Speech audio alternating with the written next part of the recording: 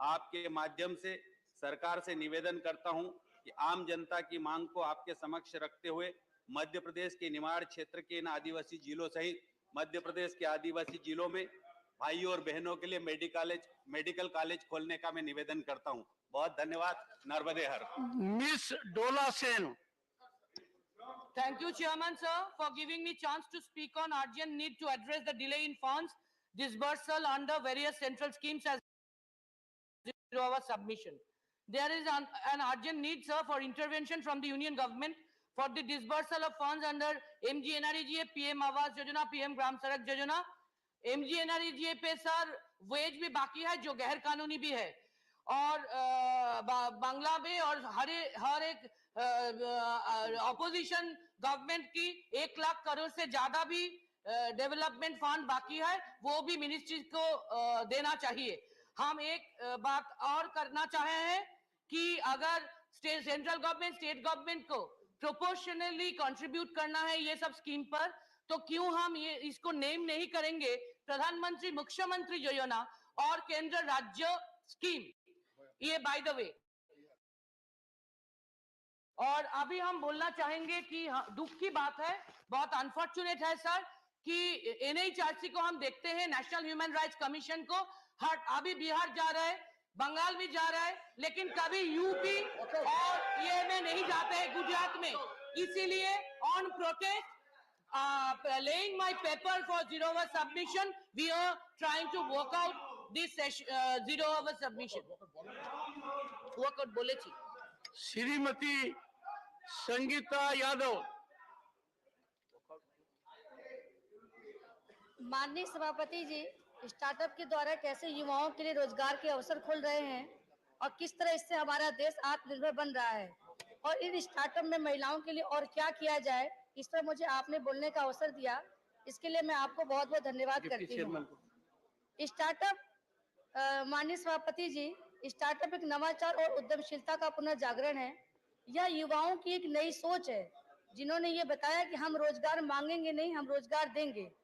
माननीय सभापति जी, पहले हम लोग सुनते थे कि जो आहट होती है, दरवाजे पे आहट होती है अवसर की, वो बहुत ध्यान से सुनना चाहिए, लेकिन यह स्टार्टअप ने यह बताया है कि अगर आप आहट ना सुन पाए तो नया दरवाजा ही बना ले। स्टार्टअप एक प्लेटफॉर्म है जो युवाओं को उनकी उद्यमिता को आगे बढ़ाने के रूप में कार्य करता है। यह एक चुनौती भी है जो उद्यमियों को अपना सर्वश्रेष्ठ प्रदर्शन करने और अंततः एक समस्या को हल करने में मदद करती है। स्टार्टअप एक सहायता है जो नए उद्यमियों को उनकी शुरुआत के दौर में बुनियादी सहयोग प्रदान करता है, चाहे वो फाइनेंशियल हो, चाहे वो मैन पावर हो।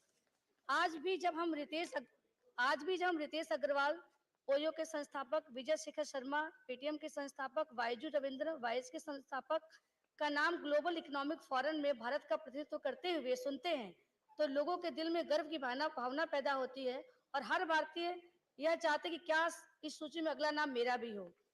माननीय सभापति जी, कुछ आधिकारिक आंकड़े मैं आपके माध्यम को बताना चाहूंगी। 2014 में भारत में 70,000 ट्रेडमार्क पंजीकृत किए गए थे। 2020 में 2.5 लाख से अधिक ट्रेडमार्क पंजीकृत किए गए हैं। 2015 में वर्ल्ड इनोवेशन में भारत 81वें स्थान पर था, अब यह 46वें पर है। जैसा कि हमारे माननीय यशस्वी प्रधानमंत्री कहते भी हैं कि अभी भारत लर्निंग मोड में है, लेकिन उसके बावजूद भी भारत 2016 में महज 500 स्टार्टअप से बढ़कर 2021 में 61,000 स्टार्टअप तक पहुंच गया है, जो विभिन्न क्षेत्रों 55 क्षेत्रों में और 635 जिलों में फैला हुआ है। चूंकि एक मैं महिला सांसद हूँ, तो महिलाओं के स्टार्टअप के बारे में आप सदन को कुछ अवगत कराऊंगी, उनकी कुछ मांग भी मैं रखना चाहूंगी। आगे महिलाओं के लिए स्टार्टअप और उद्यमिता के आंकड़ों से अवगत कराना चाहूंगी कि राष्ट्रीय नमूना सर्वेक्षण के अनुसार भारत में 14% व्यवसाय महिला उद्यमियों द्वारा चलाए जाते हैं। लगभग 58% महिला उद्यमियों की उम्र तो मात्र 20 और 30 वर्ष के बीच में है। जब उन्होंने शुरुआत की थी इसकी, उसमें से लगभग 73% एक वित्तीय वर्ष में 10 लाख रुपए के राजस्व का ये रिपोर्ट भी कर रही हैं। इनमें से 57% महिलाओं ने अकेले यानी बिना किसी अन्य सदस्य के काम की शुरुआत की है, और 35% महिलाओं का सह संस्थापक है। और मैं बस एक लाइन कहना चाहूंगी, रोजगार के बारे में जो लोग कहते रहते हैं, उसमें एक कविता कह करगी कि रोजगार बहुत ज्यादा है। प्लीज खत्म हो गया, प्लीज, रिकॉर्ड पे नहीं जा रहा है। श्री अजय प्रताप सिंह जी, 1 मिनट का समय है, आप जल्द पूरा।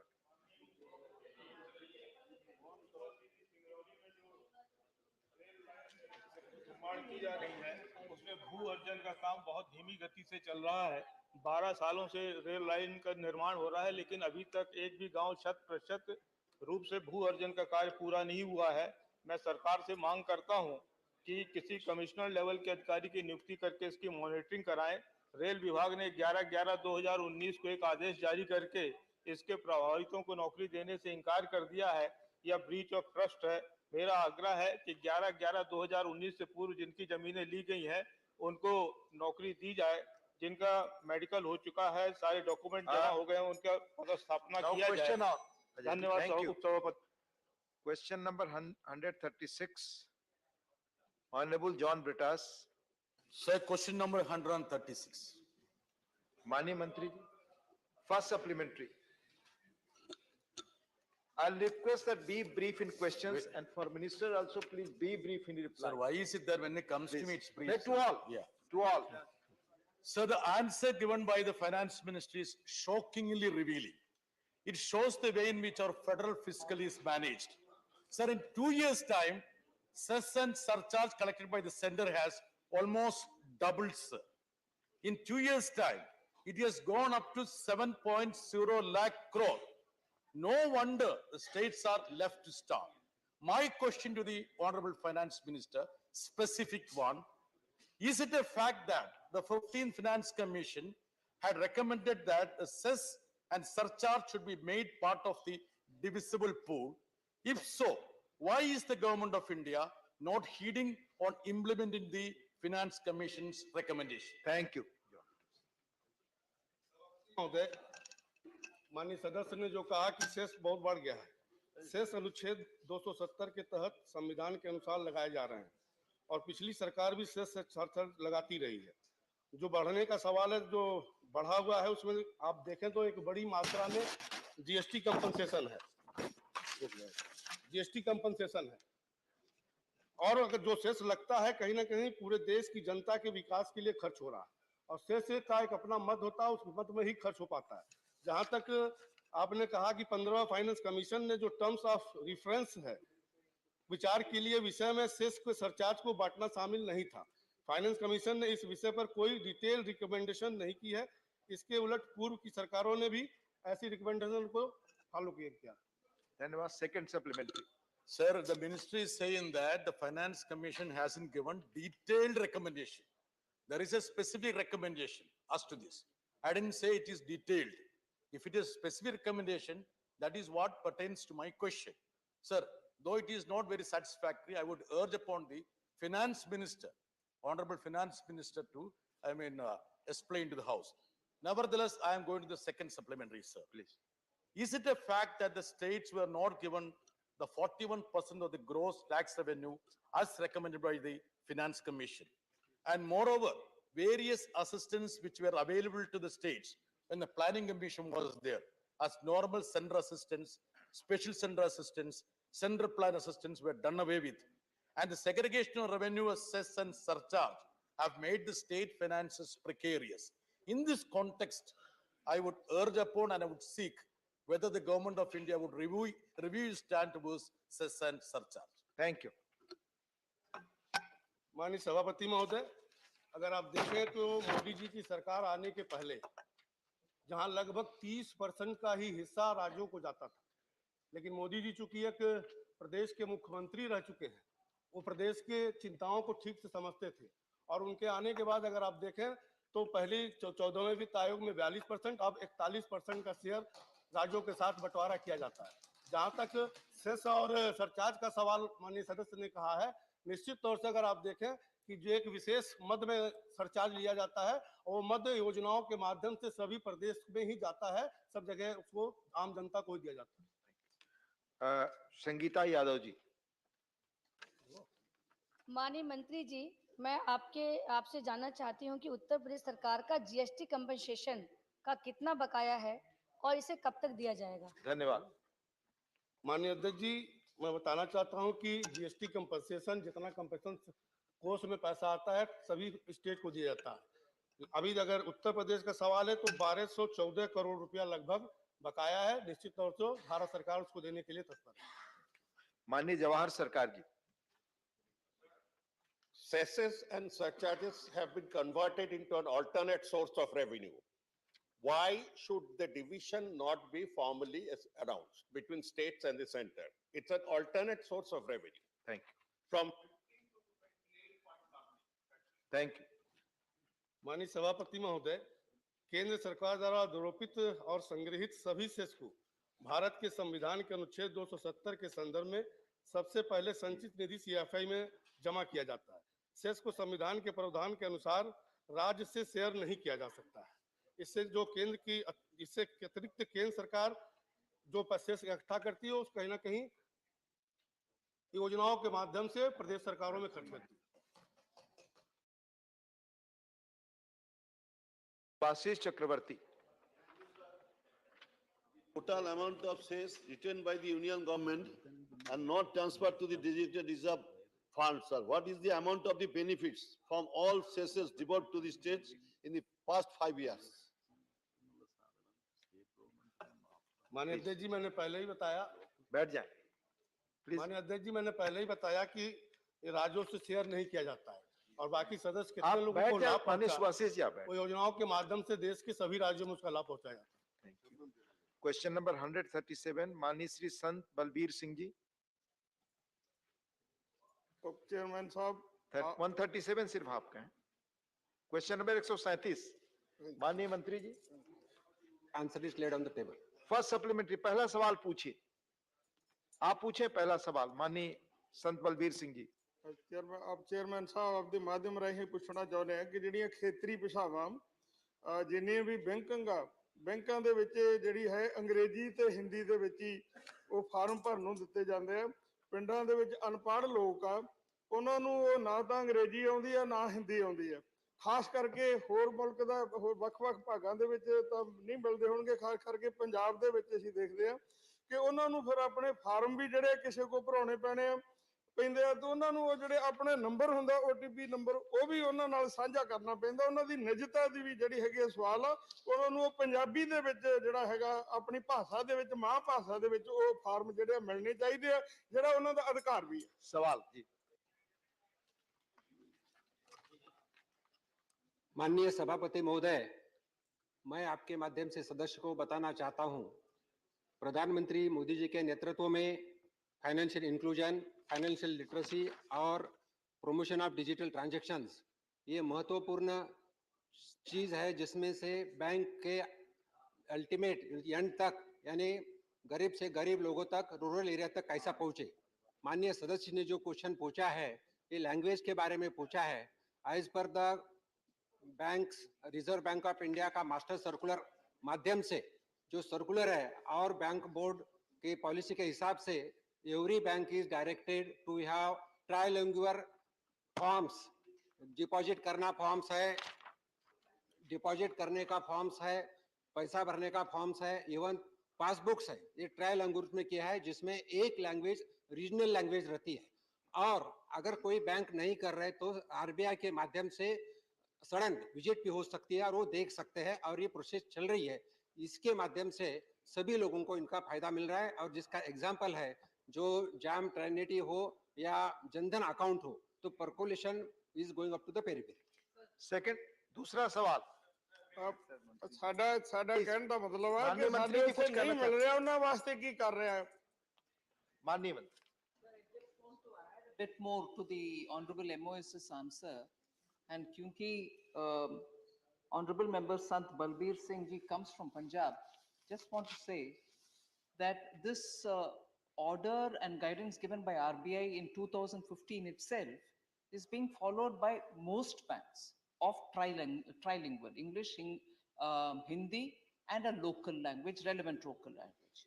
9 public sector banks have already fully complied with it, but 3, and I therefore understand where the minister, where the honorable member coming from Punjab has a concern.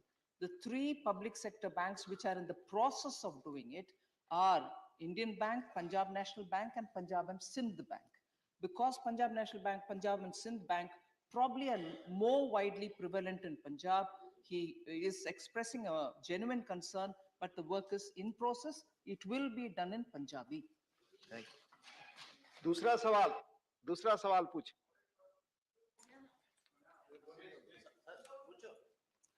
हमारा तो यही सी बात ठीक। Thank you. माननीय Dhananjay Mahadik. Thank you, sir.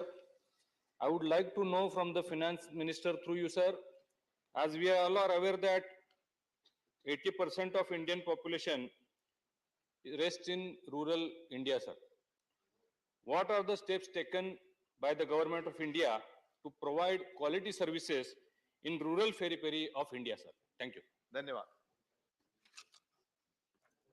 माननीय सभापति महोदय, आपके माध्यम से मैं सदन को बताना चाहता हूं, ग्रामीण एरिया में अच्छी सी अच्छा बैंकिंग सेवा मिले, इसलिए बैंक करस्पॉन्डेंट्स रखे हैं जिनका दौरा 5 किलोमीटर तक रहता है। और मुझे बताने को इस सदन को हर्ष होता है कि इवन रूरल एरिया में 96.6% बैंक का कवरेज है जिसमें बैंक एक्टिविटी चलती है। उसी के साथ हम सभी लोगों को पता है जो जैम एक्टिविटी के माध्यम से डायरेक्ट बेनिफिशियरी ट्रांसफर जो सभी को मिलता है, मैं पर्टिकुलरली यहाँ नोट करना चाहता हूँ जो प्रधानमंत्री किसान सम्मान योजना है, इसी के माध्यम से 11.5 करोड़ किसानों को भी इनका फायदा मिलता है। उसी के साथ बैंक के माध्यम से अलग अलग पर्टिकुलरली सेल्फ हेल्प ग्रुप को क्रेडिट आउटरीच प्रोग्राम भी लिए जाते हैं। और मैं बताना चाहता हूं कि बैंक लिटरेसी के लिए नाबार्ड के माध्यम से पर्टिकुलरली जो एस्पिरेशनल डिस्ट्रिक्ट्स है वहां नाबार्ड के माध्यम से वैन दिए जाते हैं फाइनेंशियल लिटरेसी के लिए, जिनके साथ एक एग्रीकल्चर ऑफिसर रहता है, एक बैंक ऑफिसर रहता है। हर गांव देहात में जाके फाइनेंशियल इंक्लूजन हो, फाइनेंशियल लिटरेसी हो और डिजिटल ट्रांजैक्शन हो, इसी के बारे में पढ़ाया जाता है। धन्यवाद। माननीय शांता छेत्री जी। Thank you, sir.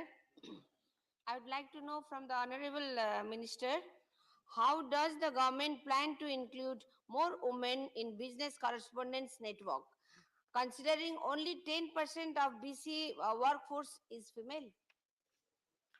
This question, madam, relates to regional languages in banking sector. So if माननीय मंत्री जी जवाब देना चाहें तो ठीक है, नहीं तो आप। ऐसा माननीय सभापति महोदय, इसी के माध्यम से जो बैंक करस्पॉन्डेंट जो है, ऐसा कुछ सेक्स में कुछ डिवीजन नहीं रहता, मेल और फीमेल जो कुछ सिलेक्ट होते हैं उनको देते हैं। और कुछ स्टेट में बैंक सखी बोल के भी कुछ अपॉइंट किए हैं और बैंक सखी भी अच्छी तरह से पर्टिकुलरली सेल्फ हेल्प ग्रुप में काम करते हैं। Thank you. माननीय Sujit Kumar ji. Sir, I will certainly compliment the government for doing quite a bit of activities to improve financial inclusion. Sir, I have a specific question. Will the government consider opening up more brick and mortar branches?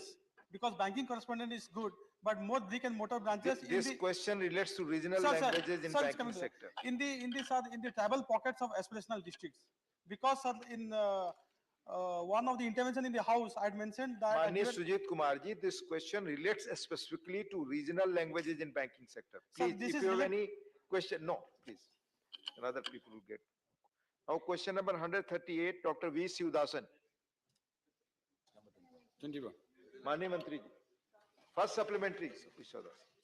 Sir, after the implementation of GST, state government are facing huge financial crisis. Because they are unable to change the tariff of tax, they are unable to change the method of tax collection, and the autonomy of the states in the taxation is the most valuable asset of the state. It has gone. That means the state financial stability has gone.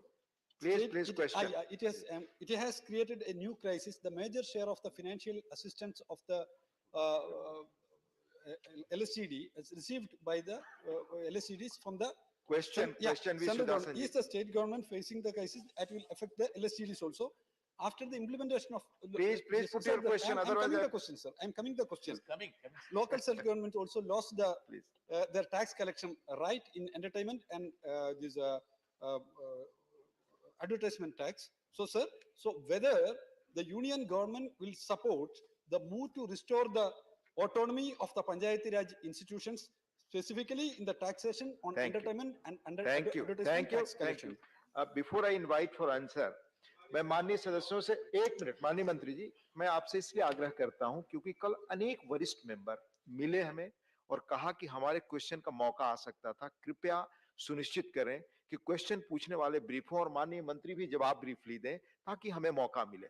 इसलिए we have to take care of all those things. इसलिए unpleasant मैं reminder करता हूं। Please please please no, yes yes, to all to all to all, please no no, to all. माननीय सभापति महोदय, GST act बनाते समय 15-16 से देश में 14% हर साल ग्रोथ के हिसाब से नो क्रॉस टॉकिंग प्लीज, राज्य को रेवेन्यू तय किया गया था। इसमें हानि की स्थिति में केंद्र 5 साल तक क्षतिपूर्ति देती थी। मैं माननीय सदन को बताना चाहता हूं कि उन्होंने कहा कि प्रदेशों का भारत सरकार मदद नहीं करती है।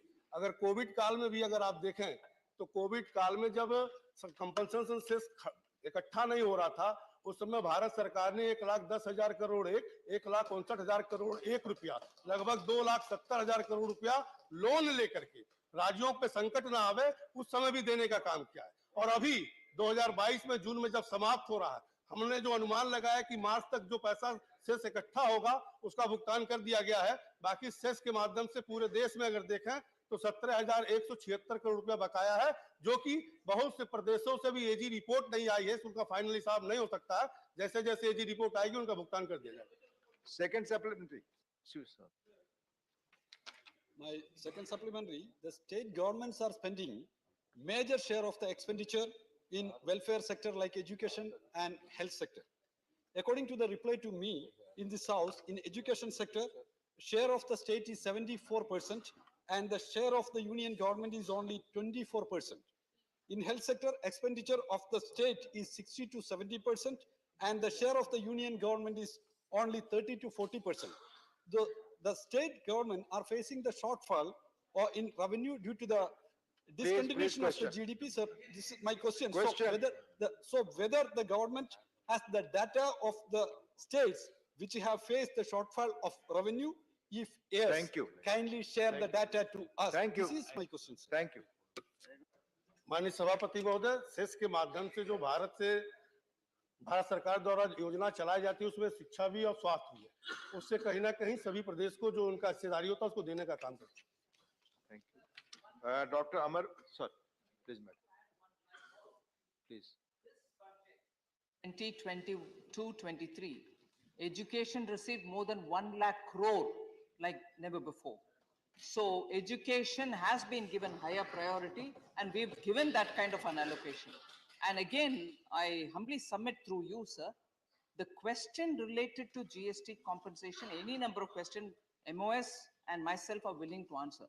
But in the process of asking questions, sir, panchayats, let's remember, the Finance Commission actually has asked for devolution directly to local bodies.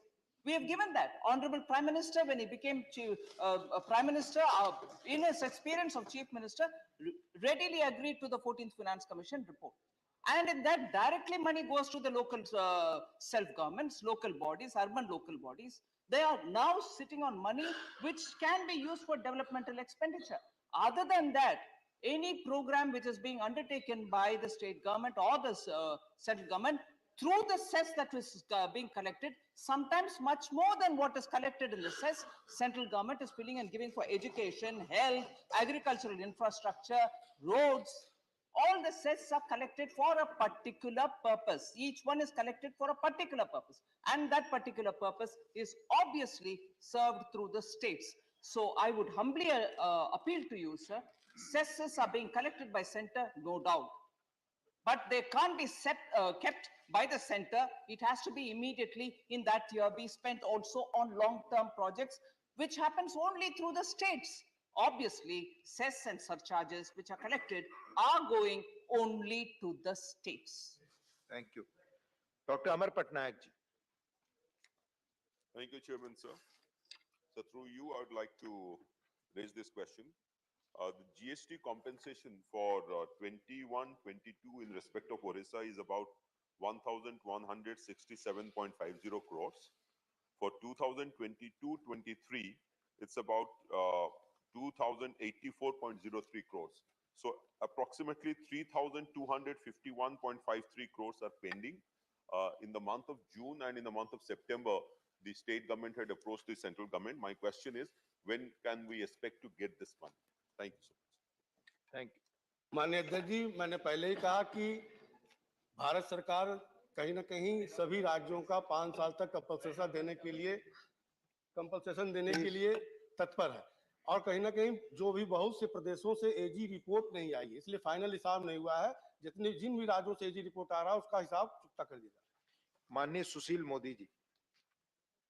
माननीय उपसभापति महोदय, आपके माध्यम से मैं माननीय मंत्री से जानना चाहता हूं कि कॉम्पनसेशन सेस को 3 साल के लिए बढ़ा दिया गया है, तो जो 3 साल के लिए एक्सटेंड किया गया है, उससे जो राशि प्राप्त होगी उसका क्या इस्तेमाल होगा, किस प्रकार से राज्यों को उस राशि से मदद की जाएगी, मैं माननीय मंत्री महोदय से जानना चाहता हूँ। धन्यवाद। पति महोदय, मैंने पहले बताया कि कोविड काल में जब सेस कलेक्शन नहीं हो रहा था तो उस समय भारत सरकार ने बाजार से लोन लेकर के कंपनसेशन उत्तर प्रदेशों को देने का काम किया था। और कंपनसेशन से जो लोन लिया गया है उस लोन को भी चुकता करना है और उसका जो ब्याज है उसको भी चुकता करना है। जब तक वो चुकता होगा तब तक ये चलता रहेगा। माननीय P Wilson. I ask this question in Tamil. மாண்புமிகு நிதியமைச்சர் அவர்களே, தமிழ்நாடு அரசுக்கு சேர வேண்டிய ஜிஎஸ்டி பாக்கி தொகை ரூபாய் 10,879 கோடி எப்பொழுது தருவீர்கள்? இது 2020 ஆண்டு முதல் 2023 ஆண்டு வரை உள்ள பாக்கி தொகையாகும். நன்றி, வணக்கம். Honorable member asked the question in Tamil. I like to reply. Incidentally, even in the Lok Sabha during the supplementary demand for grants, this question was raised. About 4,200 and odd amount for which. Yeah, the question was, there is something like approximately 10,000 crores due on compensation cess grounds, GST compensation cess grounds for Tamil Nadu. And the honorable member is asking as to when I will give it all. The ministry will give it for them. First of all, sir, this 10,000 is an amount which I want to say cannot be treated as a due even if they have a number to say this is how it is. Because as regards 4,244 lump sum amount for which utilization reached only 10 days ago, I will have to double check on the utilization, and then the moment it's all done, it's clear. But for 21-22, if I know right, the utilization certificate from Tamil Nadu has not yet come to us, subject to correction, sir. I remember, and I'm saying from the answer I've given in the Lok Sabha also. And for the year 22-23, April 1st onwards till June when claims are being made, even for that the utilization certificate has not come. So strictly speaking, as of now, since we've cleared all the dues up to June somewhat, and about 17,000 crores is pending to be given, I will just say GST, details of GST compensation pending for June 2022 for Tamil Nadu is 1,200 crores. If I want to give it in decimals, I'll say 1,200.6148 crores only. So if utilization certificate from a particular state, any state be it, hasn't reached, that cannot be treated as a pending one. So I said I'll start with Tamil, but of course, because MPs wanted it in English, I said it in English. Sir, Lok Sabha ide kelvi kekkapattadu. Compensation says 10,000 கோடி bending தமிழ்நாட்டுக்கு இருக்குன்னு. 10,000 கோடி எங்க இருந்து வந்ததுன்னு எனக்கு தெரியல. ஆனா இப்ப வரைக்கும் நீங்க 4,000 சொச்சம் யூட்டிலைசேஷன் கொடுத்தது 10 நாளைக்கு முன்னாடி கொடுத்துருக்கீங்க. அந்த 10 நாளைக்கு முன்னாடி கொடுத்த அந்த யூட்டிலைசேஷன் சர்டிபிகேட்டை ஒரு முறை நான் செக் பண்ணிட்ட பிறகு மினிஸ்ட்ரியில இருந்து உடனடியா பணம் ரிலீஸ் ஆகும். ஆனா இதுக்கு முன்னாடி நீங்க கொடுக்க வேண்டிய யூட்டிலைசேஷன் சர்டிபிகேட் கொடுக்காம இருந்தீங்கன்னா அதுக்கு நான் ரிலீஸ் பண்ண முடியாது. யூட்டிலைசேஷன் சர்டிபிகேட்டை எவ்வளவு சீக்கிரம் நீங்க கொடுத்து அனுப்பீங்களோ அவ்வளவு சீக்கிரம் நாங்க கிளியரும் பண்ணுவோம். ஆனா குத்து மதிப்பா 10,000 கோடி அப்படின்னா என்கிட்ட அந்த மாதிரி நம்பர் இல்ல. நன்றி. Question number 139, Honorable Shri Kanak Medla Ravindra Kumar. Question number 139. माननीय मंत्री जी, सभा पर रखा गया है. पहला supplementary. माननीय Ravindra Kumar. From the perusal of the answer, it can be seen that the production of capacity, all the 4 revived plants have similar production capacity. I would like to know from the Honorable Minister whether there has been any substantial increase in the production capacity in all the revived plants, or their production capacity is still in the same what it was before the revival. Chairman sir, deputy chairman sir, माननीय सदस्य का 4 fertiliser company का प्रारंभ हो चुका है, रामागुंडम और गोरखपुर और सिंदरी और बरौनी का. तो चारों का सिमिलर मतलब 12.7 लाख मेट्रिक टन की क्षमता का हर सालाना करना है. तो उसी क्षमता के अंदर अभी काम चालू किया है. कुछ अपना कंपनीज जो स्टार्टिंग में चालू होता है तो कुछ टीथिंग प्रॉब्लम रहता है, तो वो भी सॉल्व करके सालाना 12.7 के हिसाब से अभी चालू हो चुका है सब. Second supplementary. Sir, from the perusal of the answer, one can easily understand that the heavy cost has been incurred in reviving these 4 plants. I would like to know from the Honorable Minister, subsequent to the revival of these plants, whether import of fertilizers and urea has reduced to a considerable extent or not. Thank you. Deputy chairman sir, plant की लागत corona की वजह से और कारणों की वजह से लागत तो बढ़ चुकी है, लेकिन अभी माननीय सदस्य का जो यूरिया के ऊपर जो एक्सपेंडिचर के जो बात कर रहे हैं, तो इंटरनेशनल मार्केट में यूरिया का भाव बहुत अप डाउन होने के कारण देश के इंपोर्ट और गैस की इंपोर्ट की भी कीमत बढ़ने की वजह से किसानों को रेट के ऊपर ज्यादा बोझ न बढ़े. किसानों को जो 260 रुपीस पर बैग देने का था, वही बैग में आज भी देश के किसानों को भारत सरकार, नरेंद्र मोदी सरकार दे रही है. तो निश्चित रूप से अंतर्राष्ट्रीय स्तर का रेट बढ़ने की वजह से बजट के अंदर उसके ऊपर खर्च की बढ़ चुकी है. धन्यवाद. माननीय अशोक कुमार वाजपेयी. प्लीज. माननीय अध्यक्ष महोदय, ये यूरिया फर्टिलाइजर का प्रश्न बहुत महत्वपूर्ण प्रश्न है. जैसा सम्मानीय सदस्य ने पूछा है कि यूरिया फर्टिलाइजर की रिक्वायरमेंट के अनुसार प्रोडक्शन है कि नहीं है.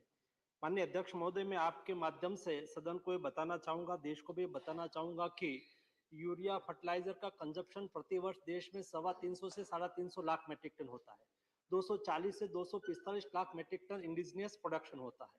70 से 80 लाख मेट्रिक टन हमें इंपोर्ट करना पड़ता है. ये इंपोर्ट पर डिपेंडेंसी कम हो, इसलिए प्रधानमंत्री मोदी जी ने तय किया कि देश में ही उर्वरक का प्रोडक्शन हो, यूरिया का प्रोडक्शन हो.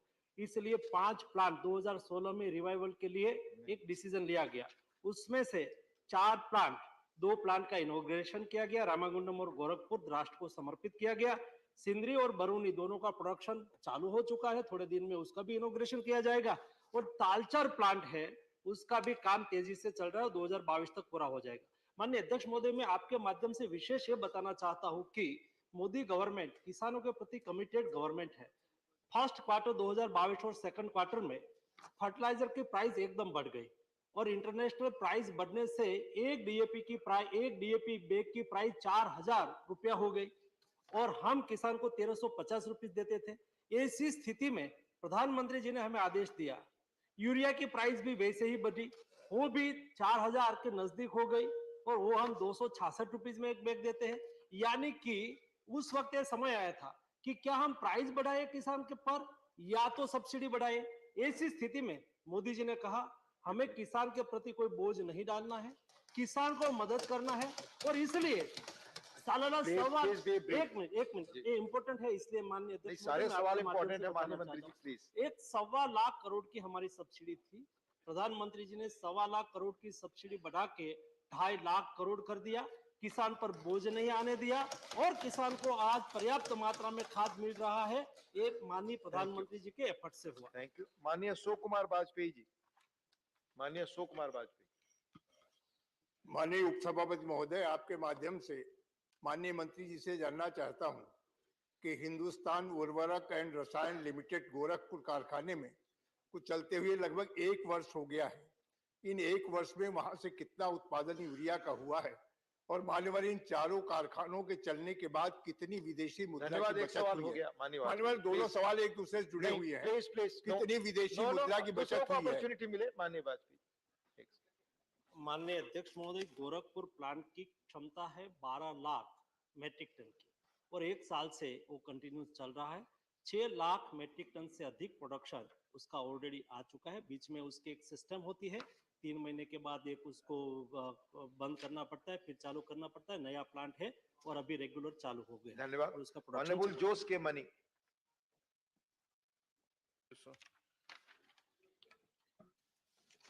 So fertilizer import from Russia have seen a sharp increase this year, making Russia India's top supplier. However, the Russian plan to make the export of fertilizer costly by setting export tax for all types of fertilizer at 23.5%, then the price is more than $450 a ton is worrying. My question to the government, how the government plans to ensure adequate fertilizer supplies to farmers and keep fertilizer price affordable amid rising global prices? Thank you. माननीय उपसभापति जी, सरकार का commitment है कि किसानों को खाद मिलनी चाहिए, सस्ती मिलनी चाहिए। कैसी भी स्थिति इस बार हुई, देश के डेवलप्ड कंट्री में भी फर्टिलाइजर का रेशन से मिलना चालू हो गया था। दुनिया में फर्टिलाइजर नहीं था। वैसी स्थिति में भी देश में हमें फर्टिलाइजर की कमी नहीं रहने दी और किसानों को फर्टिलाइजर उपलब्ध किया। दूसरा, किसान को सस्ता फर्टिलाइजर मिले और फर्टिलाइजर में इनोवेशन हो और अल्टरनेट फर्टिलाइजर भी उपलब्ध हो। इसलिए माननीय प्रधानमंत्री जी की प्रेरणा से देश के ही साइंटिस्ट ने नैनो फर्टिलाइजर का आविष्कार किया, रिसर्च किया, उसका कमर्शलाइजेशन चालू हुआ और आज एक बैग नैनो यूरिया इक्विवेलेंट, एक बोतल nano urea 500 ml nano urea equivalent 1 bag urea. मैंने सभी सम्मानीय सांसदों को एक किट भेजी है। आप अपने अपने क्षेत्र में किसानों को दीजिए, उसके लिए अवेयरनेस कैंपेन चलाइए। वो इको फ्रेंडली है और वो जो केमिकल्स उसमें नहीं है और इसलिए केमिकल्स फर्टिलाइजर का कंजप्शन कम करके प्रोडक्शन कम ना हो और किसान को सस्ता फर्टिलाइजर मिले। इसलिए नैनो यूरिया ऑलरेडी आ चुका है, नैनो डीएपी पर रिसर्च चल रहा है। ऐसे अल्टरनेट फर्टिलाइजर लाके किसान अपनी फसल भी बढ़ा पाए और किसान का खर्च भी कम हो और इको फ्रेंडली भी हो और हेल्थ के लिए भी अच्छा हो। इस दिशा में सरकार प्रयास कर रही है। धन्यवाद। Sulata Deo. Thank you deputy chairman sir for permitting me. मैं आपके माध्यम से माननीय मंत्री से ये जानना चाहती हूँ कि भारतवर्ष में पहला जो urea plant based on coal gasification technology वो हमारे अनुगुल डिस्ट्रिक्ट की तालचर का है। तालचर फर्टिलाइजर प्लांट्स ये बहुत दिनों से बंद पड़ा है। इसको अभी माननीय मंत्री बोल रहे थे कि काम चल रहा है, मगर हम 10 साल से भी अधिक हुआ यही सुन रहे हैं कि काम चल रहा है। मैं ये जानना चाहूंगी कि काम कब तक खत्म होगा और इसका बेनिफिट उड़ीसा की लोगों को मिलेगा, सारा भारतवर्ष में मिलेगा, क्योंकि वो जगह हमारा जो कोल गैसिफिकेशन से जो काम हो रहा है, यूरिया का उत्पादन हो रहा है, वो जगह कोल माइंस में भरा हुआ है। Thank you so much sir. Thank you. माननीय अध्यक्ष महोदय, यूरिया प्लांट में 70% उसका फीड गैस होता है या तो कोल गैस होता है। ज्यादातर विश्व में प्लांट वो गैस बेस्ड प्लांट है। एक नया प्रयोग है क्योंकि देश में कोयला उपलब्ध है, तो कोयला का उपयोग करके coal based gasification plant Talcher में हम बना रहे हैं। नई टेक्नोलॉजी का प्लान है, ऑलरेडी गति से काम चालू हो रहा है। बीच में थोड़ा समय कोविड क्राइसिस की वजह से 1.5 साल तक काम थोड़ा सा रुका था, लेकिन हम उसको बहुत गति से काम आज के दिन में चालू कर दिया है। हमारा अभी आज के दिन में प्लानिंग है कि 2024 सितंबर तक हम ये प्लांट का काम पूरा कर देंगे और वहां से खाद्य उत्पादन होके इस क्षेत्र में मिलना चालू हो जाए। धन्यवाद। क्वेश्चन नंबर 140 माननीय श्री मुकुल वासनिक जी। मुकुल वासनिक जी, माननीय सदस्य, आपको रोज मौका नहीं मिल सकता, बाकी लोगों को मिलने दीजिए प्लीज। माननीय मुकुल वासनिक जी नॉट प्रेजेंट। माननीय मंत्री जी, माननीय मंत्री जी। Sir answer is first supplementary माननीय हरनाथ सिंह यादव जी। माननीय उपसभापति जी, स्वास्थ्य बीमा कंपनियां बीमा करते समय नागरिकों को अनेक प्रकार के शब्दवाक दिखाती हैं, परंतु जब कोई बीमा धारक अपने उपचार हेतु कोई दावा पेश करता है तो स्वास्थ्य कंपनियां बीमा धारक के भुगतान में अनेक प्रकार की अड़चनें खड़ा करती हैं। मैं माननीय मंत्री जी से जानना चाहता हूं, क्या देश में स्वास्थ्य बीमा धारकों के दावों के सापेक्ष वास्तविक भुगतान की स्थिति अत्यंत कम है? यदि हाँ, तो क्या सरकार बीमा धारकों के दावों के सापेक्ष 100% भुगतान कराने के लिए आवश्यक कार्रवाई करेगी? धन्यवाद। सर, आपके माध्यम से मैं माननीय सदस्य को ये अवगत कराना चाहती हूँ कि हमारी जो हेल्थ डेटा मैनेजमेंट पॉलिसी से रिलेटेड ये सवाल है और इनका सवाल इंश्योरेंस कंपनी को लेके है। तो जो भी प्रावधान रहते हैं टर्म्स एंड कंडीशंस पे वो पहले बताए जाते हैं और उसके कंसेंट के आधार पर ही उन्हें वो इंश्योरेंस दिया जाता है। धन्यवाद। Honourable Santosh Kumar P. Sir, thank you, sir. The clinical registration, Clinical Establishment Registration Regulation Act 2010 was a progressive registration in accordance with the mandate of the Article 47. So I would like to know the status of the implementation of the said act. आदरणीय deputy chairman sir, जैसे कि सवाल है health digital management policy और आदरणीय सदस्य का सवाल है क्लिनिकल एस्टेब्लिशमेंट एक्ट के तहत। सर, ये क्लिनिकल एस्टेब्लिशमेंट एक्ट के तहत अलग अलग रूल्स जो है वो हर एक स्टेट को दिए जाते हैं। सर, स्टेट अपने हिसाब से उसे मैंडेटरी करते हैं, अदरवाइज स्टेट अपने भी खुद के बनाते हैं। सर, जैसा सदस्य ने चिंता जताई कि क्या ये फॉलो करते हैं कि नहीं, तो ये स्टेट की रिस्पॉन्सिबिलिटी है। उसमें जो भी प्रावधान दिए हैं कि जैसे डॉक्टर्स का उस हॉस्पिटल के कुछ ऑपरेशंस है, कुछ प्रोसीजर्स है, उसका मैंडेटरी करना है, इसके रेट्स लगाना है। सर, ये सारे प्रावधान उस क्लिनिकल एस्टेब्लिशमेंट एक्ट में आते हैं और उसके तहत वो स्टेट उसे मॉनिटर करते हैं। सर, धन्यवाद। सर, हमारे भारतीय बहन ने बहुत अच्छा रिप्लाई दिया है। क्लिनिकल एस्टेब्लिशमेंट एक्ट भारत सरकार ने पास किया था और क्लिनिकल एस्टेब्लिशमेंट एक्ट सभी स्टेट गवर्नमेंट उसका इम्प्लीमेंटेशन करे, इसलिए सभी स्टेट गवर्नमेंट को अपनी असेंबली से उसको पास करना होता है। कई स्टेट ने उसको किया है, कई स्टेट ने उसको इम्प्लीमेंटेशन नहीं किया है। मेरा सुझाव है कि बहुत महत्वपूर्ण एक्ट है, सभी और सम्मानीय सदस्य अपने अपने स्टेट में उसका इम्प्लीमेंटेशन कराए तो देश के लिए अच्छा होगा। धन्यवाद। माननीय राघव चड्ढा।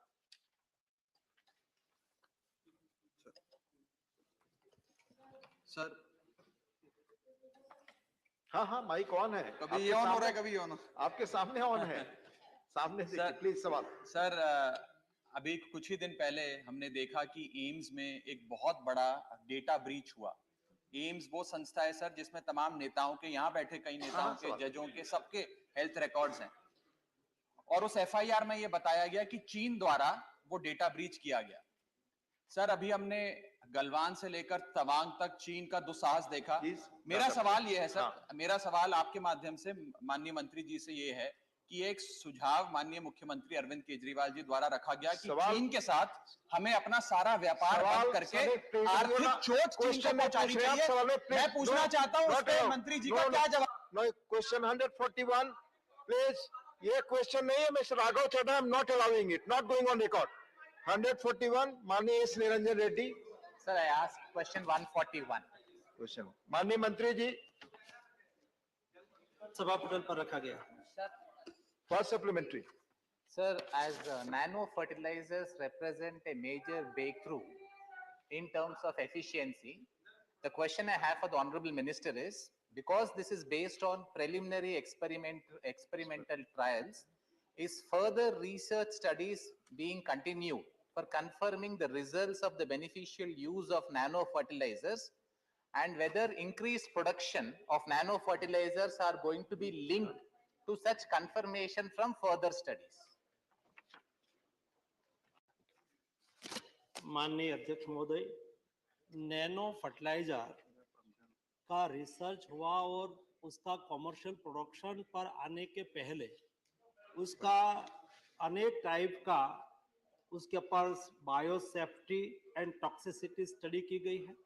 डिटेल अध्ययन के बाद डिपार्टमेंट ऑफ बायोटेक्नोलॉजी द्वारा उसको अनुमति दी गई है। हमारे सारी बॉडी के द्वारा जो रिसर्च को अनुमोदन करती है, सब बॉडी के द्वारा रिसर्च करने के बाद रिसर्च हुआ। माननीय सदस्य को मेरा सुझाव है कि इंडिजिनियस रिसर्च देश के किसानों के लिए है और दुनिया भी उसके प्रति देख रही है।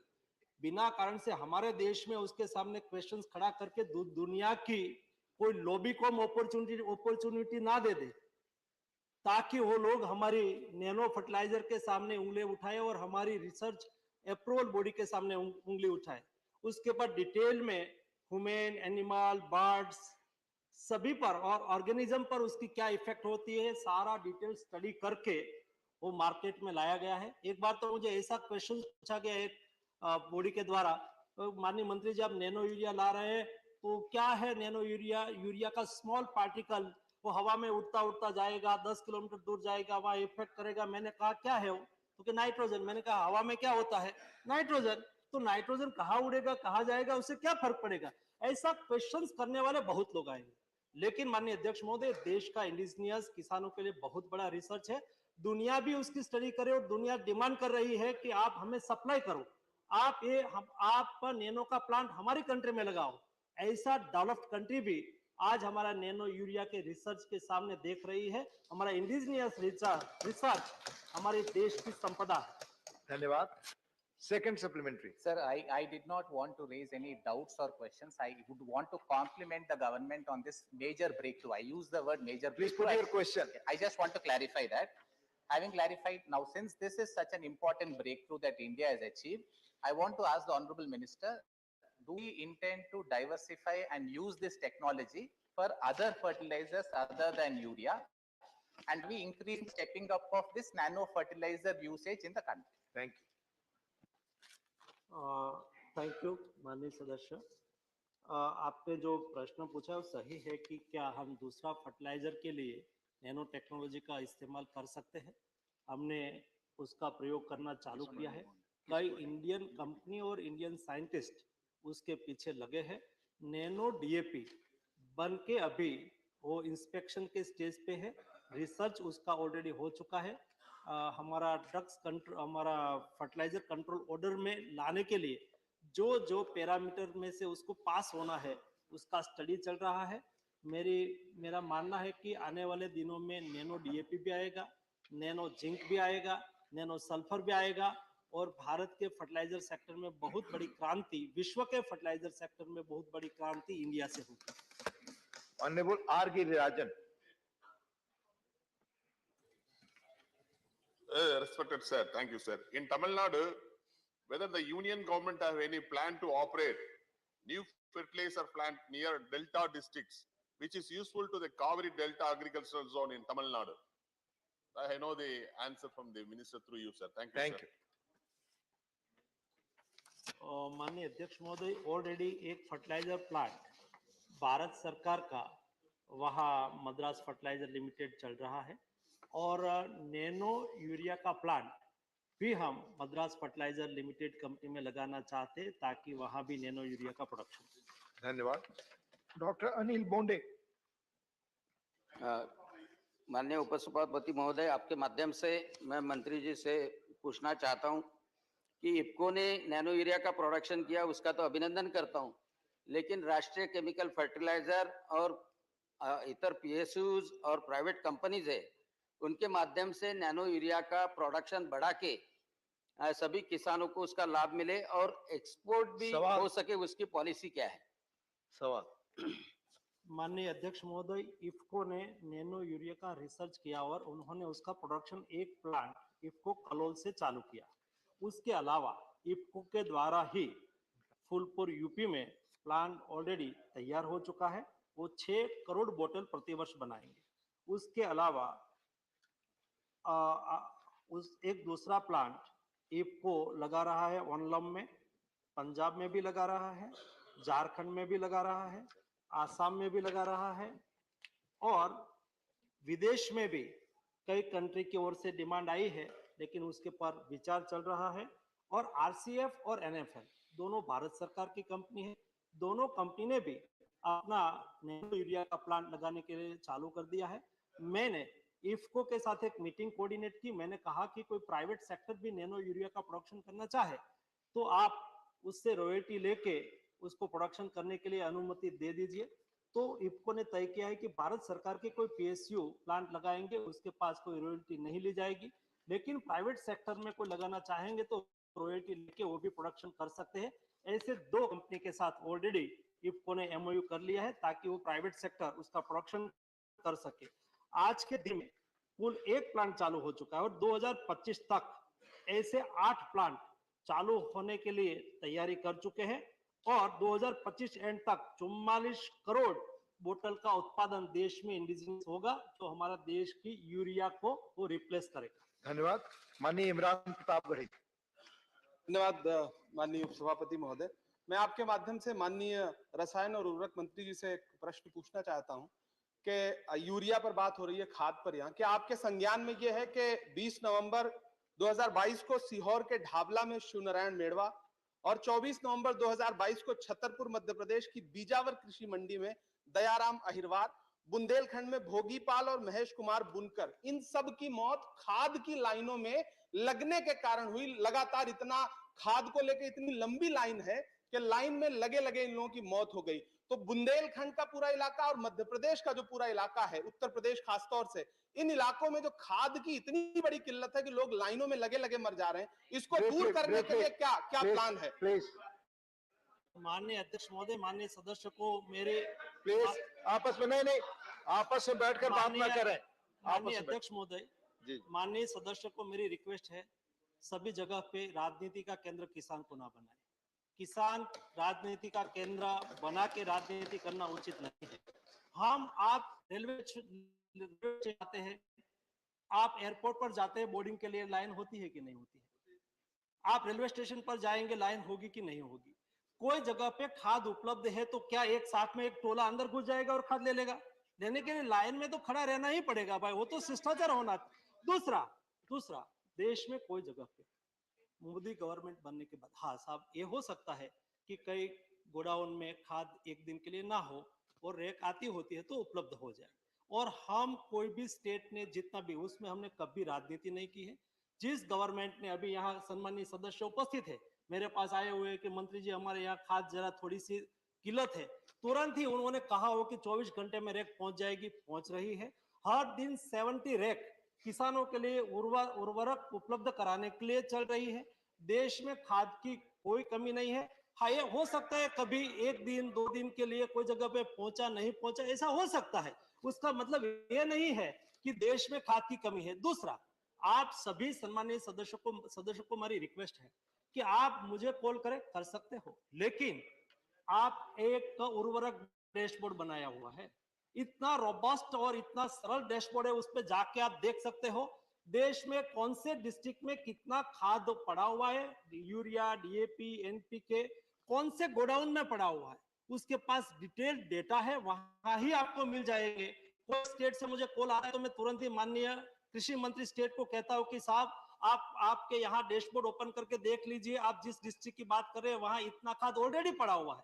ये ओपन एक्सेस है, आप देख सकते हो उसको, और उसके आधार पर आप तय करें कि कोई स्टेट में खाद है कि नहीं है। मैंने तो बहुत क्लियर रखा है माननीय अध्यक्ष महोदय की स्टेट में कोई हर समय में 1,00,000-2 लाख मेट्रिक टन खाद एक्सेस रखता हो, लेकिन इंटरनल डिस्ट्रीब्यूशन की व्यवस्था करने की जिम्मेवारी स्टेट गवर्नमेंट की होती है। मुझे तो कहेंगे कि आप ये रैक पॉइंट पर रैक पहुंचाइए, तो मैं ये रैक पॉइंट पर रैक पहुंचा देता हूं, सरकार रैक पॉइंट पर रैक पहुंचा देती है।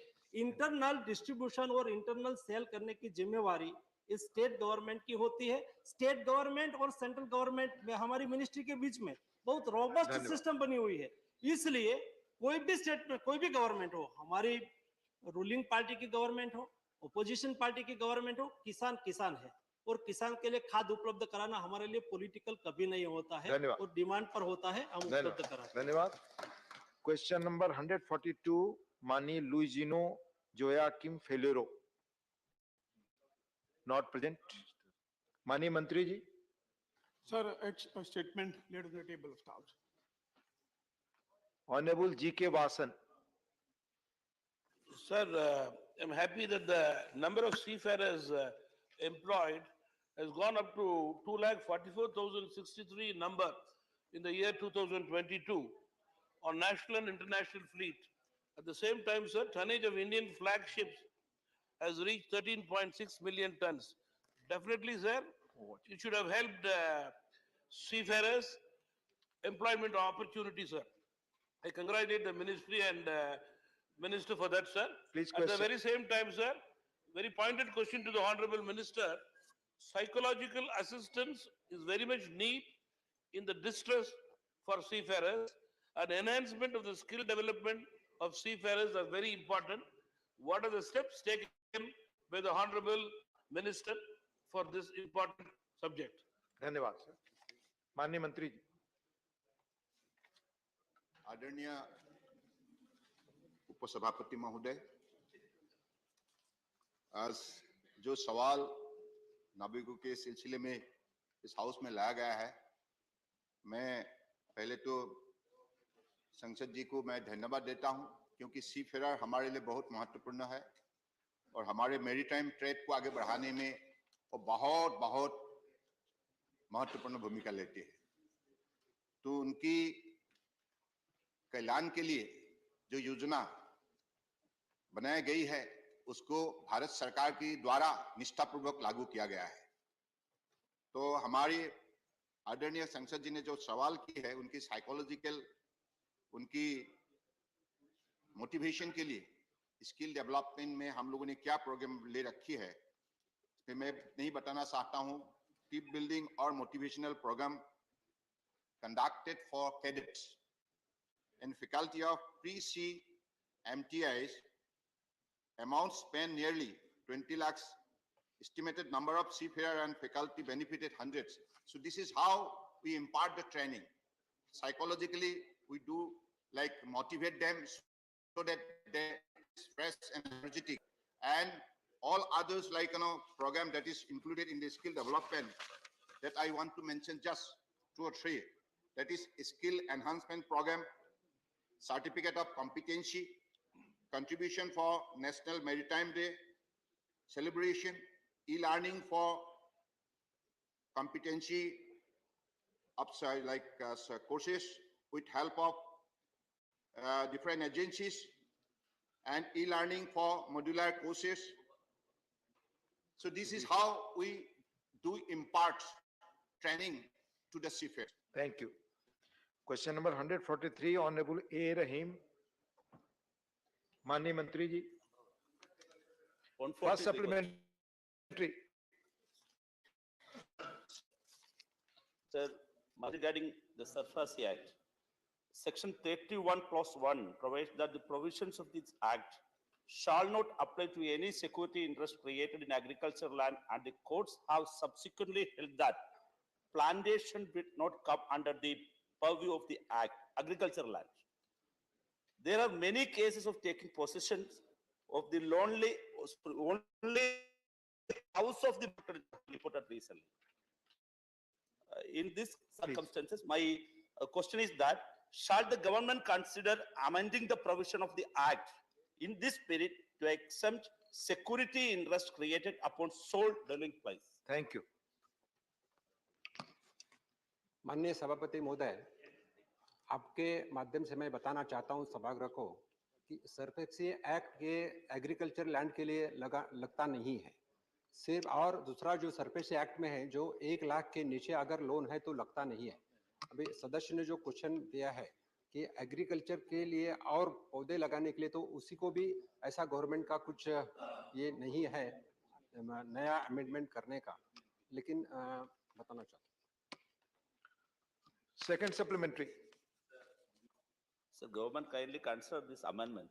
This is my Please. request. Then my question, the second supplementary question is that there are many reports forthcoming on many defaults resorting to death by suicide due to their disability in servicing the debt. Sir, in the light of COVID-19, especially in the light of COVID-19 related financial struggle of many of the citizens in the country, is there any proposal to increase the number of the months under the SARFAESI Act to declare one's account as NPA? Sir, मैं आपको माध्यम से बताना चाहता हूं कि during covid the आत्मनिर्भर भारत के अंदर अलग अलग सुविधा माननीय प्रधानमंत्री जी के नेतृत्व में हमारी फाइनेंस मिनिस्टर मैडम ने डिक्लेयर किए थे। तो जो सुविधा है वो सुविधा पर्टिकुलरली मैं बताना चाहता हूं, एमएसएमई के लिए 3.5 लाख या 4 लाख करोड़ तक सुविधा दी थी। वैसे ही हॉस्पिटल सेक्टर के लिए भी कोविड के अंदर हॉस्पिटलिटी के लिए 50,000 करोड़ रखे थे। तो अलग अलग सुविधा के माध्यम से कोविड के अंदर मदद किया गया है।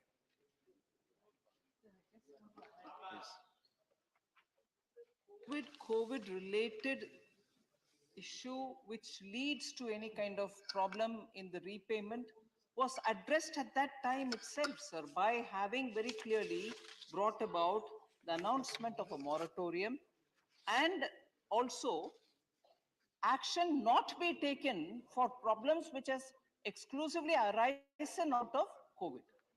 Prior to that, if there's been an NPA, or prior to that, if there's been any claim which is being picked up, or well after the moratorium has been lifted, if there's been action being taken, which is not due to COVID, cannot be covered here. But the fact remains that during the COVID problem which arose and action being taken during the COVID were all covered by the moratorium which was issued, and no action has been taken on COVID-driven problem or during the COVID phase. So the suggestion made by the honorable member, therefore, I would think is null and void. Thank you. Shrimati Ranjan जी। जी, आपके माध्यम से मैं मंत्री साहब से पूछना चाहती हूँ कि विगत 3 वर्षों में सार्वजनिक क्षेत्र में 1000 करोड़ से ऊपर के कितने ऋण दिए गए और कितने ऋण की वापसी वसूली हुई है, क्या इसका ब्यौरा देंगे? धन्यवाद।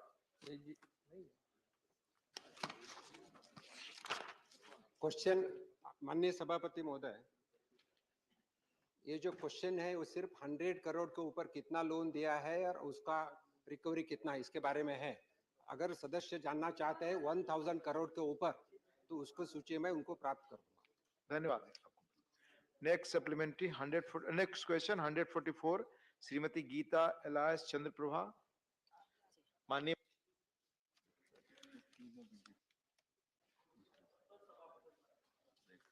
जी माननीय फर्स्ट मैं आपके माध्यम से माननीय मंत्री जी से जानना चाहती हूँ, क्या ग्रामीण क्षेत्रों में विशेष रूप से जन औषधि केंद्र खोले जा रहे हैं?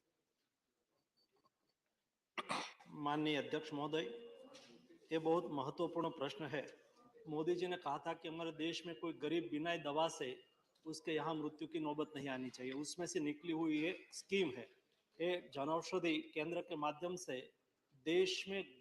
देश में सस्ती और क्वालिटी जेनरिक मेडिसिन उपलब्ध कराई जाती है। डेली आज 8900 से अधिक देश में जनौषधि केंद्र ओपन किया गया है। ये जनौषधि केंद्र पर जेनरिक सस्ती दवाई लेने के लिए डेली पर डे 20 लाख से अधिक लोग वहां आते हैं, सस्ती दवाई लेते हैं और उसका खर्च उससे बहुत बच जाता है।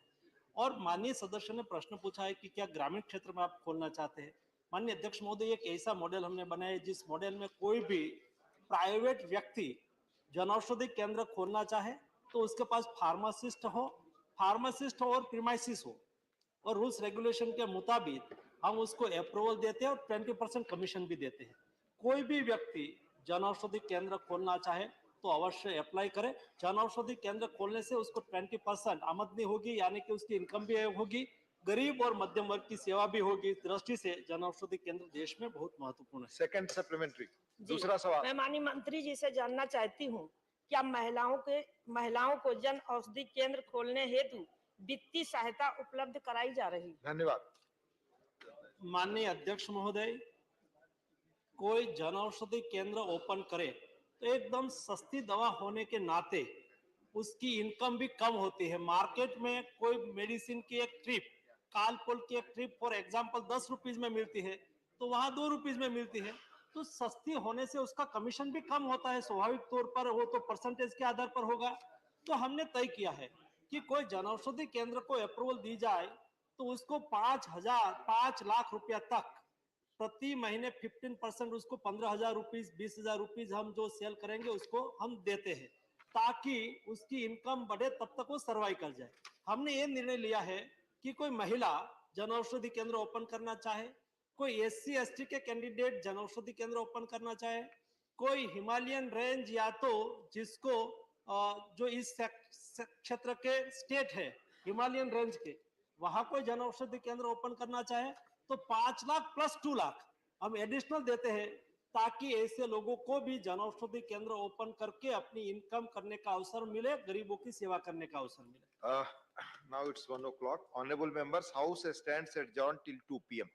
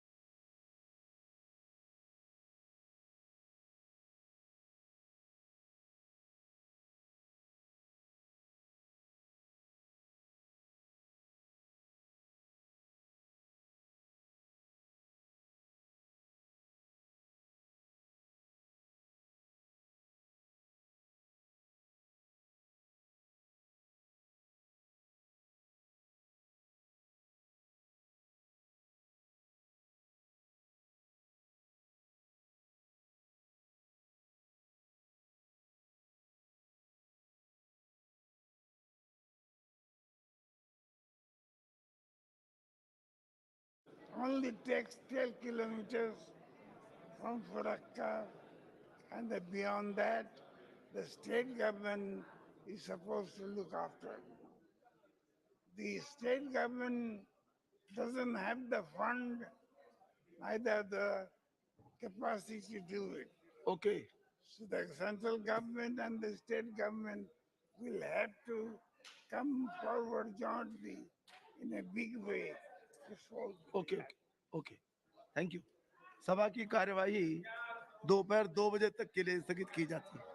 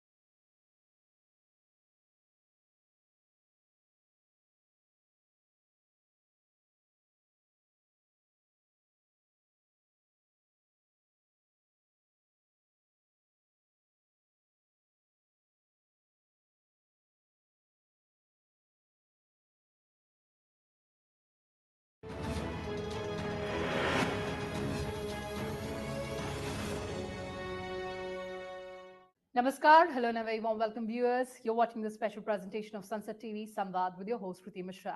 And in today's show, we have a very special guest, Petroleum and Natural Gas Minister, Mr. Hardeep Singh Puri. So welcome to Sansad TV and thank you so much for joining us. Thank you. So you're helping the responsibility of housing and urban affairs as well. But today I'll confine my questions to Petroleum Ministry. Sir, you've said that oil marketing companies haven't raised prices since April 6, 2022, despite the international pressures. You've also said the opposition rule states have to reduce VAT. The opposition says that the government needs to reduce taxes, bear losses. While the political blame game continues, sir, we as consumers suffer. I completely buy your argument that this is beyond anyone, any government. These are international pressures. But do we see some kind of respite in future? First of all, there is nothing that I have said or nothing that I can say on a sensitive issue like this if it is not anchored in hard reality and facts. If you're talking about the oil marketing companies, when it came to gas, all right, they took a big hit because we kept the gas prices pretty steady. I'm not saying that they're ideal, but when the Saudi CP or contract price went up by what, 303%, we allowed the gas price in the market to go up by only a small percentage. So the oil companies approached the government after that and said, we've taken a combined hit of 28,000 crores. And the government did compensate them up to 22,000 crores. Now, there are two ways you can meet the requirements of the consumer. One is you allow the oil marketing companies to raise prices and you give the consumer a consumption subsidy. Okay? Now, we didn't do that. We kept the price steady. I don't want to go into exact precise figures because then the opposition people will scream even more. When it comes to crude oil imports, for which we are dependent 85% on imports, and petrol and diesel, international prices went up by a huge amount, by a huge figure. We kept ours fairly steady. Now, depending on which representative period you take. But you know what has happened? Those 3 or 4 oil companies, I'm talking about IOCL, HPCL, 2 others, as against a combined profit of 28,000 crores in H1 of the previous year, in H1 this year, they've taken a loss of 27,000 crores. Forgive me, it may be the other way around. 27,000 crore profit in H1 of last year and 28,000 crores. These are 2 facts which are there. I mean, these are all publicly available figures in the public domain. And, you know, there are balance sheets and the rest is etched literally in stone. Absolutely, Let me complete this. Please go ahead. When it comes to Ujjwala, again, another area where I had some semblance of opposition, but again, it was not thought through. Where have we come on Ujjwala? We came on Ujjwala from a fact, first take gas connections overall. The country in 2014 had something like 14 crore connections. Today we have 31 crore connections plus. Ujjwala is a scheme we started in 2016. The first tranche went through very fast. Today we have about 9 crore connections. What is an Ujjwala connection? It is given to somebody below the poverty line. And they said, "Arey, Ujjwala mein pehle cylinder ke baad logon ne liya nahi." Not correct. The figures are, in average Ujjwala offtake by a normal size family, let's say a husband, wife, 2 children or 3 children, is 3.69. Now, 3.69 cylinders is pretty good usage. So that thing was not. One of the gentlemen who's a leader of a party which doesn't have the figures to qualify as an opposition party, he said in parliament, aapne subsidy band kar di. Arey bhai, subsidy band nahi ki hai. When the international price, there was a 2-year pandemic, even longer period. Yes. In March 2020, crude oil prices came down to $19. Gas prices also crashed. When the price crashes, you don't have to give a subsidy. But when we found that Ujjwala, we introduced another 1 crore connections. And I think after that, we are ready if you need 40,000-50,000 more. My reading as the line minister is that the Honorable Prime Minister would be willing to consider it provided there is a demand. Yeah. Now, From May of this year, madam, we have started giving people 200 rupees subsidy, which goes direct into their account. So the subsidy has not been withdrawn. But to argue that you should be giving a subsidy when one is not required, all right, your and my perception on whether a subsidy is required or not. But look, this is a government which believes that benefits must flow to those most in need of it, that is Sarvodaya, Antyodaya, to the farthest first. And we ensure, even at the time when overall subsidies were not required, in the Northeast, we were still providing subsidy to a remote, far-flung area. Equally now, users get 200 rupees coming straight into their account. It's a direct benefit. Now, I want to make one more submission. It is the Prime Minister made a call that those who are not in need should voluntarily give up. Yes. And I think it met with a very positive public response. And frankly, that should be the spirit. But for an opposition party to ask for subsidy band kar di without knowing that subsidy to chal rahi hai, or for petrol prices, for instance. A very interesting discussion took place in Parliament the other day. You also used the word, how long will the consumer has been insulated. Look, left to me, if we could and we had the means, I would say petrol should be made free. I'm sure. But somebody has to pay for it. 85% of it is imported. And the international price has skyrocketed. Yes. Little down now because of fears of recessionary condition. But I want to make another submission to you. What goes into the making of the final price at which you and I fill up at the petrol pump? It is the international price, the freight cost, the insurance cost, the exchange rate, refining margin, dealer's margin, and the central government's excise and the state government's VAT. Now, when the central government led by the Honorable Prime Minister felt that prices were too high, the Honorable Prime Minister decided on two occasions, November 2021 and May 2022, for the center to reduce its excise. All right? Price of petrol, I think, came down by 13 rupees as a result of that. And he appealed, and so did we. We appealed to all the states to join in that. What happened is that the BJP states did likewise. Once Union Territory of Delhi, decided not to do it. But you know what happened? The market then determines its own levels. People, if they were living in, let's say, Delhi, but used to go to work in Haryana or in Uttar Pradesh, whenever they were there, they would fill up tanks. So the the dealers suddenly discovered that the offtake from their petrol bunks suddenly came down by 25%. It is in response to that pressure that the Delhi government brought the prices down. Now, one party claimed that they have not increased the VAT since 2014. But you're missing the point altogether. VAT is a percentage.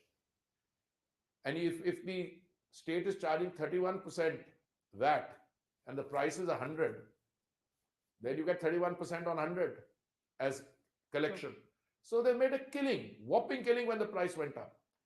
They're saying center should reduce excise. I rest my case, center did reduce excise.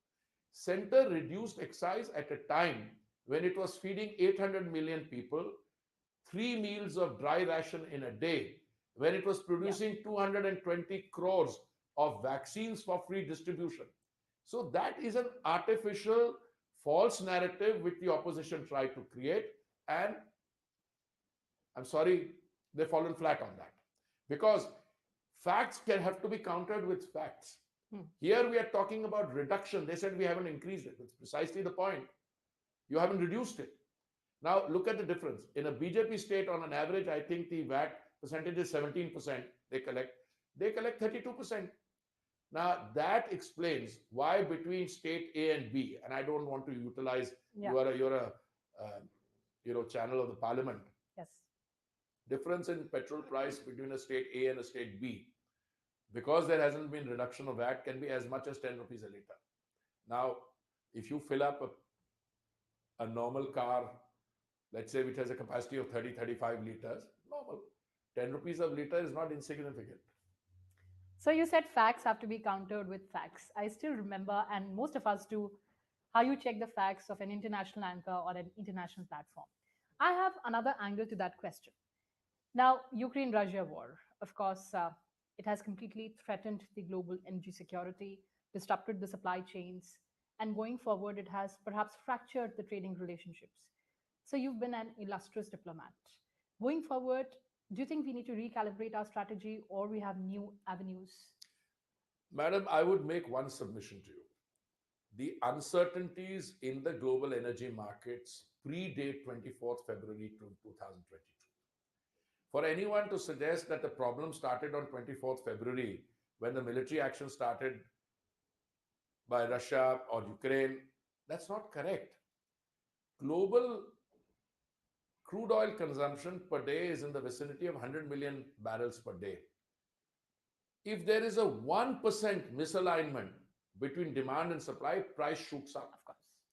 Therefore, contrary to what we had been led to believe in 2021, when I newly became a minister, that it's only a question of time and by February of 2022, prices would align and they would come down.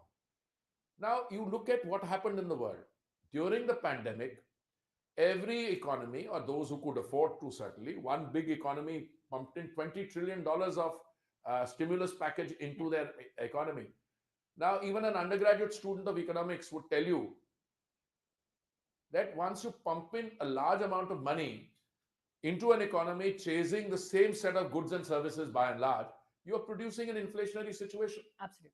So on top of an inflationary situation, if you have high oil prices, and this is something I told the major consumers who are friends of mine, said, if you think you can have very high oil prices when the situation is already inflationary,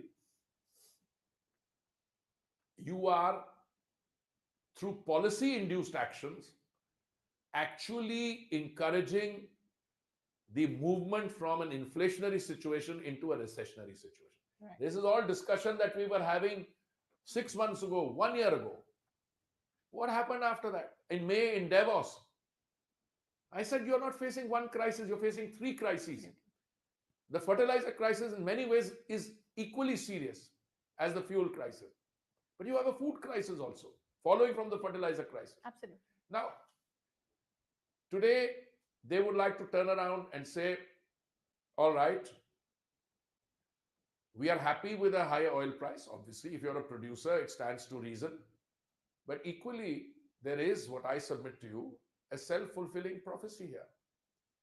Because you are happy with a high price, you are also indirectly contributing towards a intensification of move towards a recessionary condition. Yeah. And when the recessionary condition comes, there is a fall in demand.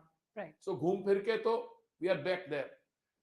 What I find reassuring is that in a country like India, which is the fastest growing economy in the world, I'm not saying it to you, but I've been traveling last few days. Every airport is chock-a-block full. Every aircraft is chock-a-block full. Roads are chock-a-block full. And even at the height of the crisis, we did not allow, this is the important thing, a shortage of fuel to come and create a situation of anxiety. Even when there were torrential rains in the Northeast, our oil companies were having their people carrying cylinders on their shoulders. Agreed. And how have we been able to manage it? Largely, I think there are 4 things we've done. Yes. One is we've diversified the number of suppliers. We were importing, I think, from 27 countries. That's right. We are importing now from 39 countries. We are adding anyone who has any supplies in. In the process, Russia has moved from being a de minimis, a small-time supplier up to the end of 31st March 2022, now to being one of the major 3-4 suppliers. Some months they're even in the lead position. We will buy oil from wherever we have to because we owe a moral duty to our consumers. Absolutely. You see what happened in countries where it's not just affordability. Madam, there is a question of availability. Right. So we have to ensure availability, we have to ensure affordability. Then the diversification of supplies has also been accompanied by a massive thrust in opening up exploration and production. Right. Out of the 3.5 million square kilometers of sedimentary area, we've opened up 1 million, Yes. which was no-go area because either the Navy or the Coast Guard or ISRO, somebody had a problem with it. We've negotiated with them. Right. All right, we don't want to transgress into a national security issue, but they also have an understanding that we need to do exploration and production, and a million square kilometers is a lot of territory. Okay. Now, we have also moved, and then we moved very fast on the data, national data repository, as a result of which all the big players in the world, whether you're talking about BP, Shell, Chevron, Exxon, they're all coming here and they're at an advanced stage of coming. Next, madam, we have moved very fast in the area of biofuels. That's right. Let me give you an example. In 2014, our biofuel mix was, in spite of the best efforts, never crossed 1.5%. Today, we have crossed 10%. We've done it 5 months before time. 10% biofuel mixing at the rates prevalent then meant we saved 41,500 Right. crores in terms of crude oil imports. Also, it means we have been able to give 42,000 crores to our farmers. Yeah. We are making ethanol today from agricultural waste, from Pranali. We have at this time about 90 million liters of ethanol being produced from second generation technology. We are accelerating on compressed biogas. We have a very ambitious target of 5,000 setup plants. Right. But I think the real story, real game changer will come from green hydrogen. Yes. Indian companies are at the cutting edge of the research, of the investment. They have tied up with the electrolyzer manufacturers in the world. We have brought the cost of power down. It used to be 7 rupees something. Solar, we brought it down to what, 2 rupees or so. From 25 cents, we brought it down to 3 cents. No other country has done that. So if you have the water, and now people are talking of making, green hydrogen from seawater. No, not just, reverse osmosis and that kind. Seawater, if you can start making it from seawater revolution you have in that. I think on the energy front, and this is important because energy is a critical driver of economic growth. On all fronts, we are working hard, but I think the results are showing. And let me give you the good news. In a few days' time, E20 as a pilot, 20% mixed biofuel will be available at the pumps. It's not all pumps. We are taking the target of 2030 for 20% blending on biofuels. We're going to do it by 2024, 25. We are also, CNG. People used to tell me, no, but CNG rates have gone up. This will affect the CNG auto industry. I think overall there's been a 10% growth in the CNG industry. And if you look at what's happening in the ecosystem, the next rollout of cars are all electric vehicles. And everybody's coming to this with a vengeance. That's true. So the submission I make to you is government's responsibility is to ensure energy security, which means availability and affordability. All the other stakeholders in our OMCs and our private sector is also doing well, but we had to insulate the economy at a particular time. And some of the things we have discussed are part of that insulation. Absolutely, sir. And before I end this conversation, these figures are very inspiring, sir. But the government also plans to become energy independent before we complete 100 years of our independence. Is that very ambitious given our import figures right now? It is ambitious and it is not ambitious. Okay. I have learned in the 5 years plus that I've been a minister that if you wait for targets to come from the ground up, and by the time they reach the decision-making level, maybe you are within the range. But I find that the targets which the Prime Minister has set, okay, whether it's on environmental issues, what he said at COP26 at Glasgow, or this India will be in energy independent by 2047. Look, if your energy or your exploration and production goes up, you have another 1 million square kilometers where you will find the hydrocarbons. Yeah. You've got the basis on which you make a transition, and we are not diluting the transition even by a centimeter or by an inch. That's true. Because we're going into green hydrogen in a very big way, we're going into biofuels in a very big way. By 2024, 25, we'll have 20% mix of biofuels. But why are we stopping at 20%? Because that is the amount of ethanol which the government guarantees as a buyback. So we calculated what is the amount of ethanol required for 20% based on current figures. It's about 1,000 crore liters. 1,000 crore liter. We were already making 455. Now we've intended to make the rest. But I have a feeling very soon, this inhibition we have on 20% limit, if enough ethanol is produced from alternate feeds, from maize, from agricultural waste, you will have a situation where people say, yeah, 20% pe kyun ruk rahe ho? The automobile industry will also adjust, and you will come into flexi fuel engines. Yesterday, when I was at the India Energy Week, and I'm very happy we are having this conversation because we are planning a global event as part of our G20 presidency to hold a meeting of the India Energy Week, which will draw in more than 50 energy ministers, not only the G20 ones, the Asian ministerial, but more than 50 of the world's top CEOs, of the top companies, thousands of attendees. I mean, the figure will go up 20,000 plus. And yesterday we had a grand curtain raiser at the Bengaluru Palace. I think the buzz around is not only in India, but around the world, that India is where there is action. Because between today and 2047, since 2040 or 2047, you mentioned that figure, because Amrit Kal and 100 years as an independent nation. Madam, the issue is, we will be a Viksit Desh, a developed country, no issue. But by 2047, you would have done certain things. ENP increase, your biofuels, your grid will become green. So the energy independence or total Atmanirbharta becomes doable. Absolutely. The limited submission I make is you have to work for it. It's not something you set a target and you can buy. But every part of the ecosystem, our oil marketing companies which have refineries, they're doing it.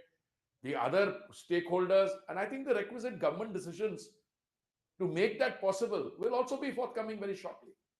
So I'll borrow your statement to end this conversation. India is where the action is. On that note, thank you so much for this candid conversation. Thank you, madam. Now, viewers, that's all we have for you in this edition. Thanks for watching and stay tuned to Sansad TV. Goodbye from my side for now.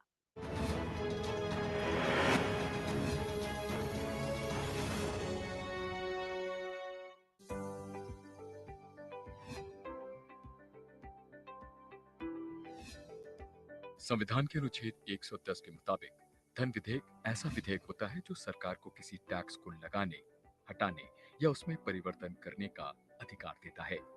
धन विधेयक में कुछ खास विषय शामिल होते हैं, जैसे संविधान के अनुच्छेद 110 के मुताबिक कोई विधेयक धन विधेयक है या नहीं, इसका निर्णय लोकसभा अध्यक्ष करते हैं। धन विधेयक केवल लोकसभा में ही पेश किया जा सकता है। लोकसभा से पास होने के बाद धन विधेयक को राज्यसभा में विचार के लिए भेजा जाता है। राज्यसभा धन विधेयक को ना तो अस्वीकार कर सकती है और ना ही उसमें कोई संशोधन कर सकती है। राज्यसभा केवल अपनी सिफारिशों के साथ इसे वापस लोकसभा भेज सकती है। लोकसभा के लिए यह आवश्यक नहीं है कि वो राज्यसभा की सिफारिशों को स्वीकार करे। खास बात यह है कि संविधान के अनुच्छेद 109 के मुताबिक यदि धन विधेयक को राज्यसभा ने 14 दिन के भीतर लोकसभा को नहीं भेजा तो वह दोनों सदनों में पारित समझा जाता है।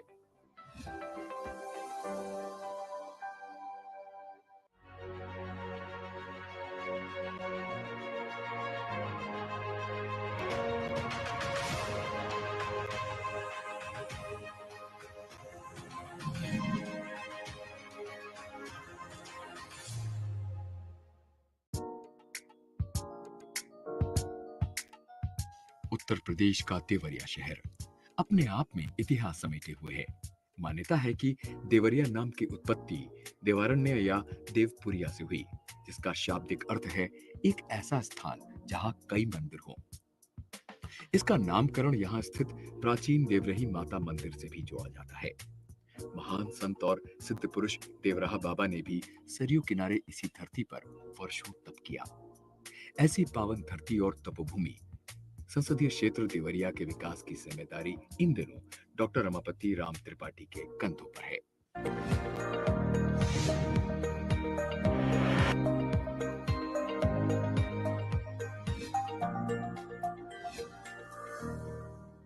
नमस्कार, संसद टीवी के विशेष कार्यक्रम आपके सांसद में आपका स्वागत है। मैं हूं पवन कुमार शर्मा। आपके सांसद इस कड़ी में संसद टीवी की टीम पहुंची है उत्तर प्रदेश की देवरिया संसदीय सीट में। देवरिया में बीते वर्षों में कौन कौन से विकास कार्य हुए हैं और कैसे देवरिया विकास के पथ पर आगे बढ़ रहा है, इस पर बातचीत के लिए हमारे साथ मौजूद हैं यहाँ के सांसद डॉक्टर रमापति राम त्रिपाठी जी। त्रिपाठी जी, आपका संसद टीवी में बहुत बहुत स्वागत है। आप पेशे से एक आयुर्वेदिक डॉक्टर हैं और रोजी रोटी, कपड़ा और मकान के साथ जनता को स्वास्थ्य मिलना चाहिए। तो स्वास्थ्य की दृष्टि से देवरिया में कौन कौन से बड़े काम हो गए बीते वर्षों? देखिए, जब मैं यहाँ सांसद होके आया तो यहाँ पर स्वास्थ्य के दृष्टि से सुविधाएं कम थी।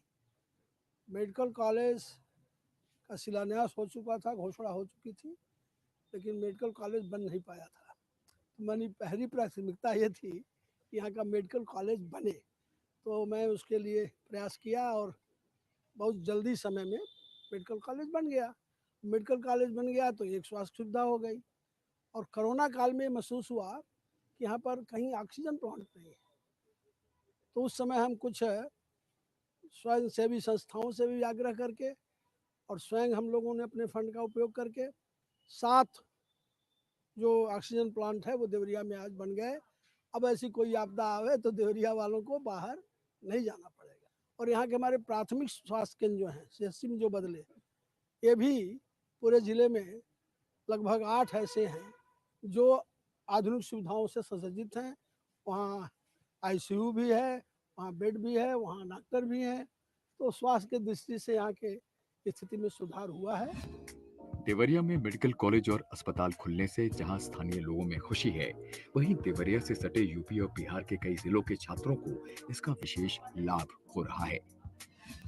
लोकल लेवल पे बहुत फायदा होता है कि जैसे डिस्ट्रिक्ट हॉस्पिटल रहता है तो वो एक स्मॉलर एरिया में, जब मेडिकल कॉलेज खुल रहा है तो वो लार्जर एरिया को कवर कर रहा है, तो आपको एजुकेशन प्लस फैसिलिटीज प्लस आपको एक्सपीरियंस मिलता है और भी डॉक्टर्स का। ये मेडिकल कॉलेज का खुलना यहाँ देवरिया के जितने भी मतलब स्टूडेंट हैं उनके लिए काफ़ी बड़ी उपलब्धि है। घर के पास में मेडिकल कॉलेज है और कहीं दूर पढ़ने जाना नहीं पड़ेगा, यहीं पे मतलब सब मिल जा रहा है, तो ये काफ़ी अच्छी बात है। मेडिकल स्टूडेंट्स के साथ ही प्राध्यापक भी देवरिया में मेडिकल क्षेत्र में हुई उन्नति को बड़ी उपलब्धि मानते हैं।